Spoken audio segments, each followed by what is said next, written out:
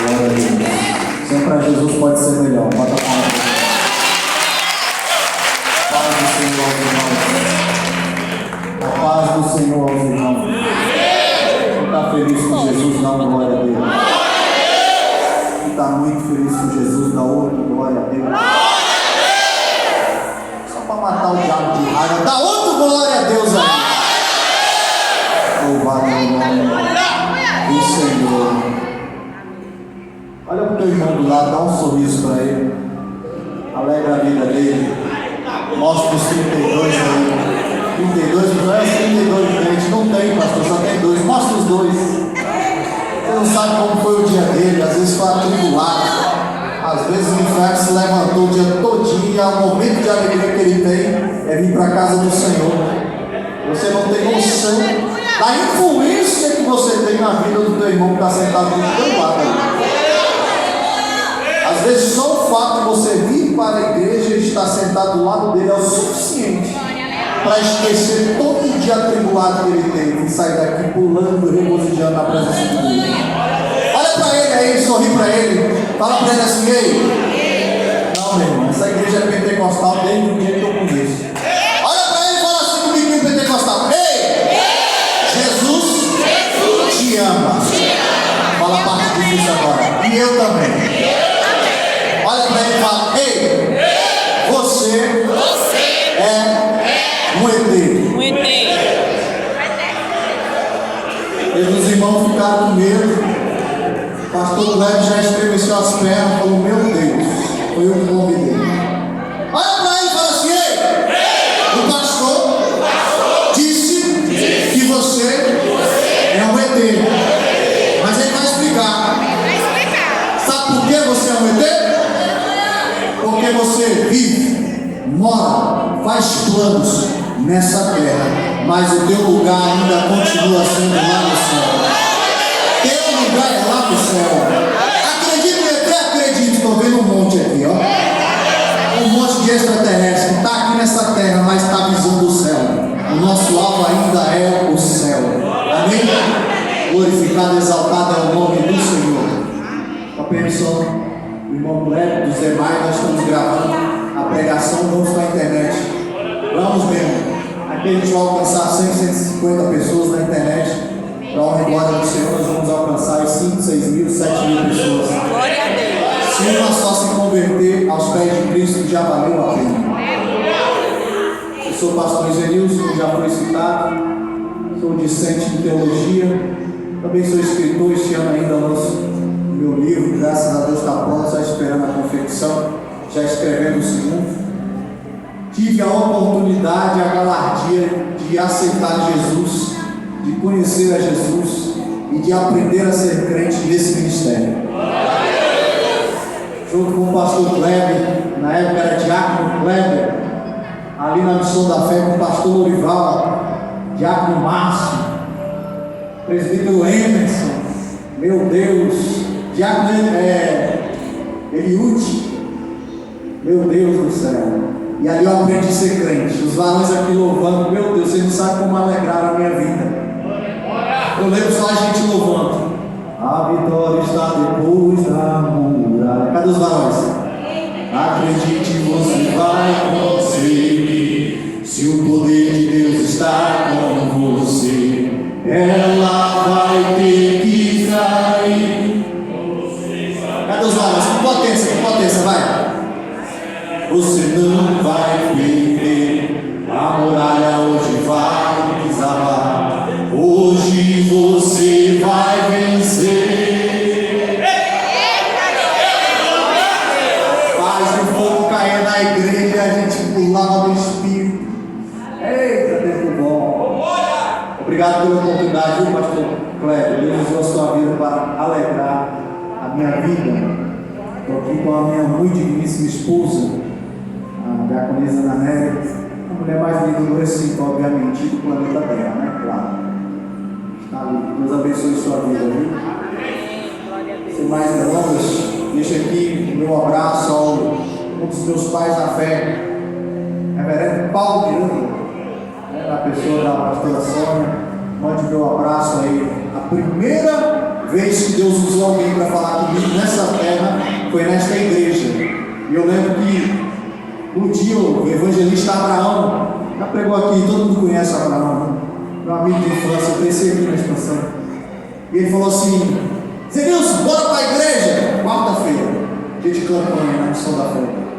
Eu, igreja, eu nunca te vi na missa, rapaz. Ele, que missa, mano? Na igrejinha ali do pastor. Eu falei, pastor? Agora pronto, tu, crente? Ele falou, não, a gente está nessa vida aí, mas eu nasci crente. Eu falei, é mesmo? Como é esse negócio? Não, vamos lá. Não, moço, eu estou de bermuda e chinelo. Ele, não, vamos lá. Não tem nada a ver. Quando chegou aqui, lotar, de campanha, né?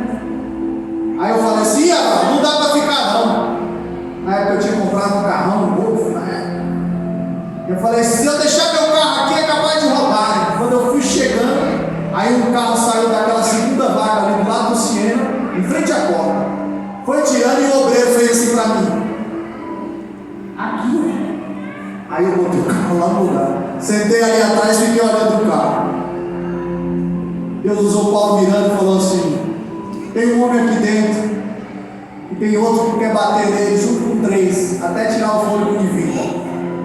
E ele está lá atrás com um bermudão branco, com uma camisa assim. O Abraão, todo mundo olhou para mim, e o Abraão, é contigo, cara. Eu falei assim, não é comigo não, deve ser engano. Ele falou, é contigo. E o pastor Paulo, é você mesmo.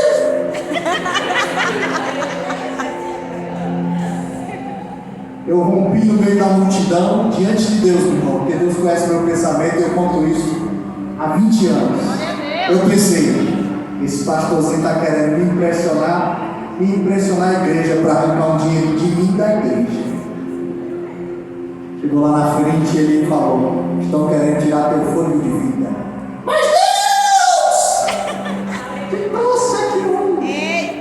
Para repreender. Eu voltei para o meu lugar, sentei, continuou Deus usando ele como usa aqui neste lugar, mais de 30 anos. E eu voltei para casa, pastor Cleber, eu não acreditei em nada. Voltei para a minha vida, tocava na noite. Só que quando foi 4 dias depois, aconteceu tudo o que ele falou. Ligaram na minha casa dizendo que queriam me matar. Minha mãe ligou no orelhão porque tinha acabado meu celular e eu estava no quiosque lá no Penote. Falou, meu filho, onde é que você está? Eu falei, no quiosque. Falou assim, pois vem para casa, porque ligaram aqui e disseram que vão te matar. E eu falei assim, mãe, então a senhora ora, não reza não, porque os crentes fazem é orar. Falou, não estou entendendo, meu filho. Não é porque eu fui na igreja na quarta-feira e o pastor revelou que queria me matar. Eu não acreditei, mas eu estou acreditando agora, deve ser isso.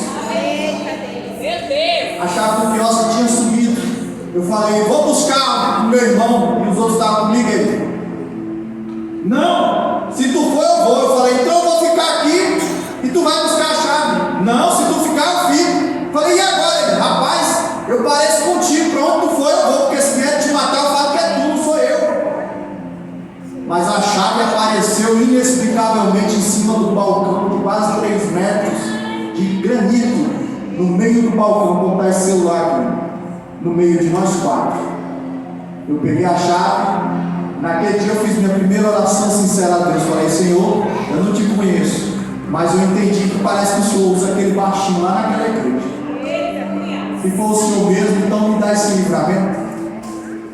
2 dias depois chega a notícia aqui na 16 da expansão, vieram lá da 19 do Penote.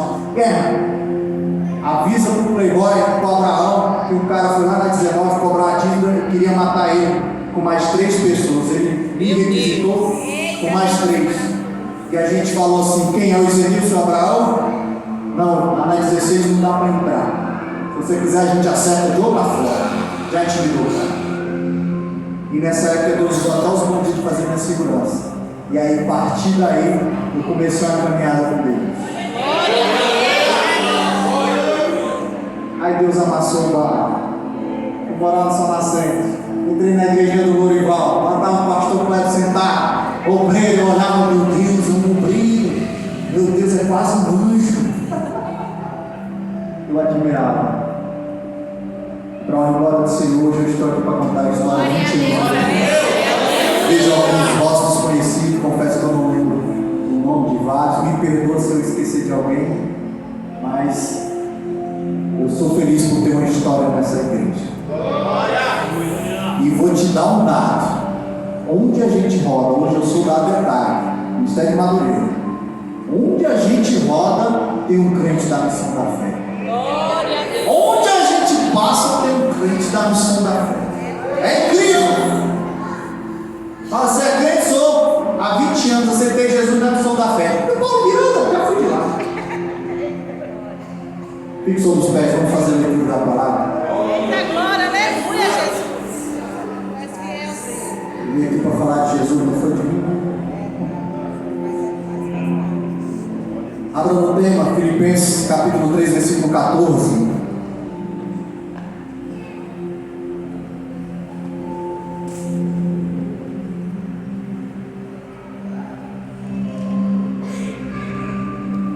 Filipenses capítulo 3, versículo de número 14. Quem achou diz amém. Amém. Quem não achou diz misericórdia. Escola Bíblica Dominical, né? De manhã, né? Sexta? Estudo bíblico. Procure aí os homens de Deus que tem estudo para a gente aprender a folhear a Bíblia. Filipenses capítulo 3, versículo 14. Diz assim: prossigo para o alvo, pelo prêmio da soberana vocação de Deus em Cristo Jesus. Amém? Coloca a Bíblia no banco.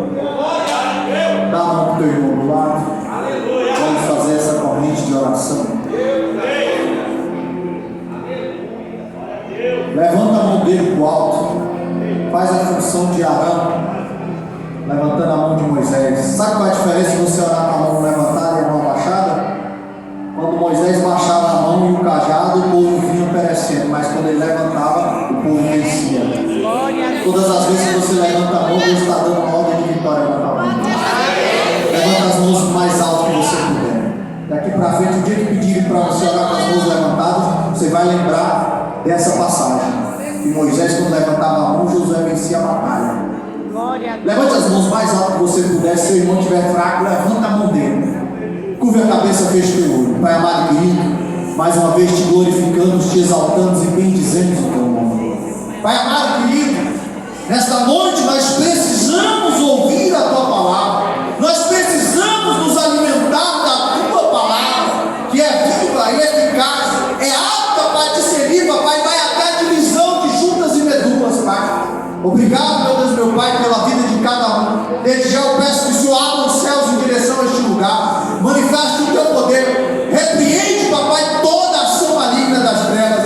Todo o projeto arquitetado por Satanás e seus demônios, neste momento, venha ser desfeito, rasgado e aniquilado, em nome de Jesus. Enquanto está sendo ministrada essa palavra, peço ao Senhor que dê uma ordem de vitória na vida de cada uma dessas pessoas, Pai.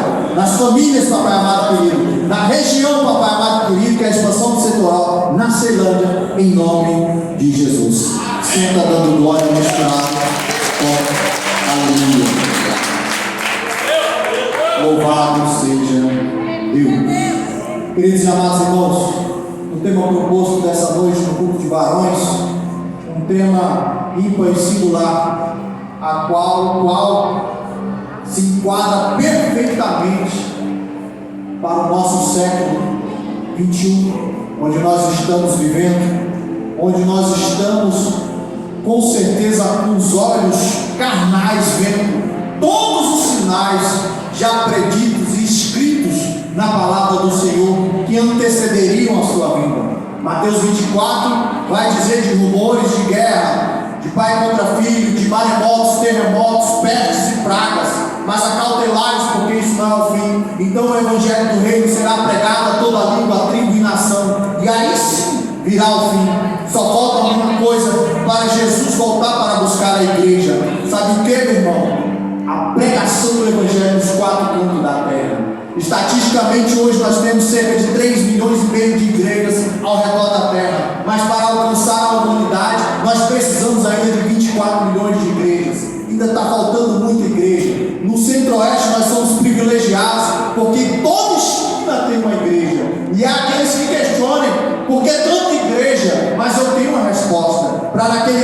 dia, quando chegar diante do Senhor, você não vai ter desculpa. Porque você não congregou na missão da fé? Ah, porque lá o pastor revelava muito. Porque você não foi para a Universal? Porque ela falava muito de dinheiro. Porque você não foi para outra? Porque a outra só estava na televisão falando coisa. Porque não foi na outra? Porque não podia usar um brinco. Porque na outra não podia usar uma calça. E você não tem desculpa para não estar dentro de uma igreja evangélica, conhecendo e prosseguindo em conhecer a Jesus Cristo. Aleluia. Somos privilegiados, mas ainda falta muita coisa a fazer nessa última hora.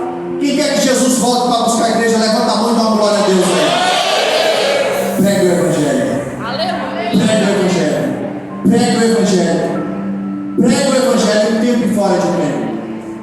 Mas a palavra do Senhor diz, no livro de Filipenses, escrito por Paulo, e o livro de Filipenses, a carta de Filipenses, a epístola escrita aos Filipenses, a igreja de Filipe, ela foi escrita por Paulo não no momento adequado, não foi no momento de festividade, não foi no culto de varões. Não! Essa carta de Filipenses foi escrita no momento em que Paulo estava recluso, preso, encarcerado, em sua própria residência em Roma. Quando ele escreve essa carta, por incrível que pareça, por mais que tenha sido num momento de tormento e aflição para a vida de qualquer ser humano na face da terra, a carta é conhecida e tida como a carta da alegria. Por vários momentos, mesmo Paulo, estando naquele momento de sofrimento, ele escreve essa carta com tanta alegria, que chega ao ponto de nós intitularmos e colocar um apelido nela de carta da alegria. E Paulo escreve coisas aqui que nós replicamos nos dias de hoje. Muitas delas já foram até faladas por vários aqui nessa noite, neste altar, que a gente nem sabe que está no livro de Filipenses ou na epístola de Filipenses. Até anotei algumas coisas. A gente costuma dizer: aquele que começou a boa obra é fiel para está em Filipenses capítulo 1, versículo 6, até o dia do Senhor. A gente costuma dizer: para mim viver é Cristo, morrer é lucro. A gente cita essa passagem que Paulo escreveu, está na carta aos Filipenses, no capítulo 3, versículo 17, assim também como no livro de 1 Coríntios, capítulo 11, versículo 1, e também em Efésios, capítulo 5, versículo 1, Paulo diz a mesma coisa: sede meus imitadores, assim como eu sou imitador de Cristo. Várias passagens estão escritas no livro de Filipenses. Outra passagem vai dizer no capítulo 4, e a gente diz muito isso: posso todas as coisas naquele que me fortalece.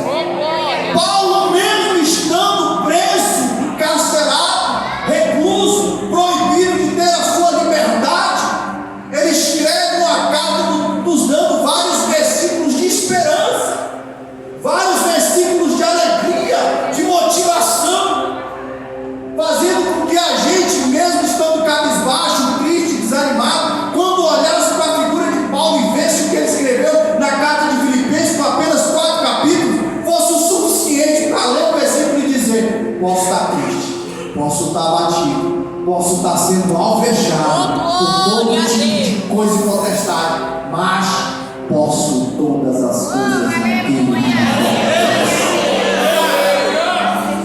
Quantos não viram para a gente e falam assim: meu irmão, tu é crente há quantos anos? Ah, 20, tu ainda está nessa prova.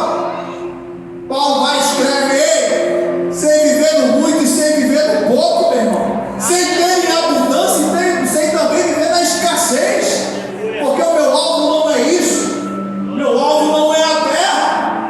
O livro de Filipenses, eu te encorajo nesta noite a, depois que você sair desse culto, se debruçar sobre o livro de Filipenses, com 4 capítulos apenas, são 15 minutos para você ler esse livro.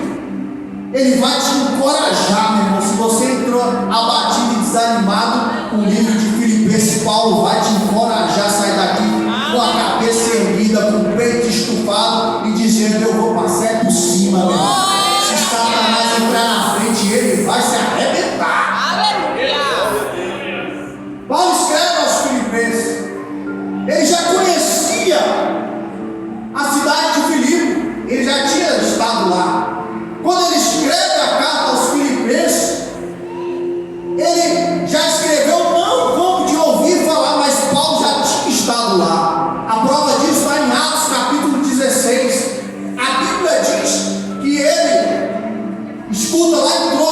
ele estava em Troade, numa cidade, e ele tem um sonho. E o sonho dizia assim, ele viu uma visão de pessoas pedindo ajuda. Me ajuda, me ajuda, me ajuda, me ajuda. Quantas das vezes Deus nos dá sonhos, e às vezes a gente pensa assim, é sonho de barriga cheia, ou então é sonho de barriga vazia, que eu fui dormir com a barriga roncando. E às vezes é Deus falando contigo. A minha Bíblia diz que no final dos tempos, os jovens teriam visões e os velhos ou anciões teriam sonhos. Deus tem dado muito sonho e visão nos últimos tempos. Mas para a gente ter o discernimento, a gente tem que estar conectado com o céu. Paulo tem essa visão em Troade, e ele rompe, entra no barco, pega Silas, fala: bora Silas, porque eu tive um sonho, estão me pedindo ajuda. Nós precisamos pregar a palavra de Deus. Ele rompe, passa por 2 cidades, depois ele chega em Filipe. Filipe era a primeira cidade da Macedônia, o primeiro lugar a ser ancorado. Era lá que ele desembarcava. Só que Filipe não era exatamente uma cidade, ela era só um povoado, era pequena. Por ela ser tão pequena, lá não tinha sinagoga. As sinagogas foram instituídas lá no cativeiro babilônico, 700 e tantos anos antes de Jesus Cristo, porque o sacrifício era feito apenas no templo, mas o povo se corrompeu, e a gente sabe da história. Nabucodonosor vai lá e destrói tudo. Em 3 levas ele leva um monte de gente cativa, entre eles Daniel, Sadraque, Mesaque e Abednego. E lá ele leva, pastor Kleber, e dá sumiço na arca da aliança, nos utensílios do templo do Senhor. Para-se de fazer sacrifício, não tinha mais lugar de adoração. E o povo lá na Babilônia olha um para o outro e fala: e agora? Como nós vamos oferecer sacrifício pelos nossos pecados diante do Senhor? Vamos nos reunir, pelo menos ler as escrituras sagradas. E começam a se reunir, e ali é instituído e criado as sinagogas. As sinagogas têm até os dias de Jesus, até os dias de hoje nós temos sinagoga. Aqui em Brasília nós temos, ali no plano tem a sinagoga judaica. Se você não for lá, você consegue adentrar e participar. As sinagogas foram feitas para lerem a palavra do Senhor, até o dia que Jesus Cristo, o próprio Deus encarnado, em carne e osso, entra na sinagoga, dá um livro de Isaías para ele ler. Ele faz a leitura e na sequência ele diz o texto: e hoje se cumpriu esta palavra. Porque quem estava lendo o livro, a palavra de Deus, era o próprio Deus em Jesus Cristo. Aleluia. Paulo e os discípulos, quando iam fazer missão, ele chegava na cidade, o primeiro lugar que ele tinha acesso eram as sinagogas. Paulo era judeu. Aqui no livro de Filipe dá esse dado: eu sou hebreu de hebreus. Eu sou hebreu, não que aceitei ser hebreu, eu não aceitei simplesmente o Deus de Israel. Eu nasci de pai e mãe hebreus. Eu tenho descendência de hebreu e também sou romano. Por isso o nome dele, quando perseguia crente, era Saulo. O nome dele não mudou, ele tinha dupla nacionalidade. Ele era Saulo e também era Paulo, mas na sua identidade primária como Saulo, ele perseguia crente. E automaticamente Jesus aparece para ele e não diz para ele: pastor Kleber, eu vou dar uma coisa quentinha do céu para vocês.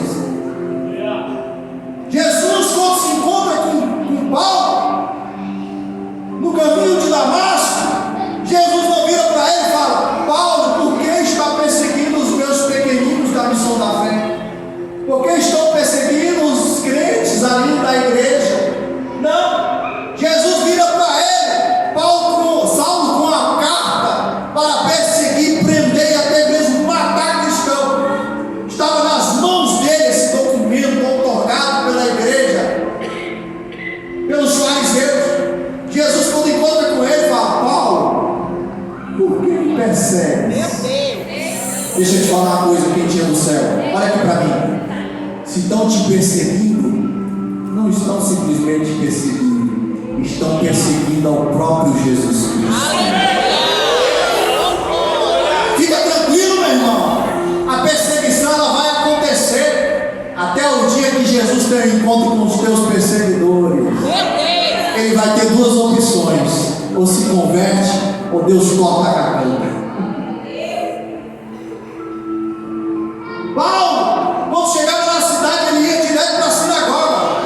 Sou judeu, tenho o direito de entrar aqui. Quando chegava lá, ele falava: é verdade, em Isaías está escrito que nasceria de uma mulher, e esse pisaria a cabeça da serpente, e o nome dele será chamado Emanuel, Deus conosco. E este é exatamente Jesus Cristo que morreu na cruz do Calvário. O povo dentro da sinagoga ficavam doidos. Os mestres doutores da lei falavam: não, o que esse maluco está fazendo? Só tem um detalhe: Isaías capítulo 55 vai dizer que a palavra do Senhor nunca volta vazia. Quando ele pregava, era a mesma coisa de pegar uma granada, tirar o pino e jogar no meio da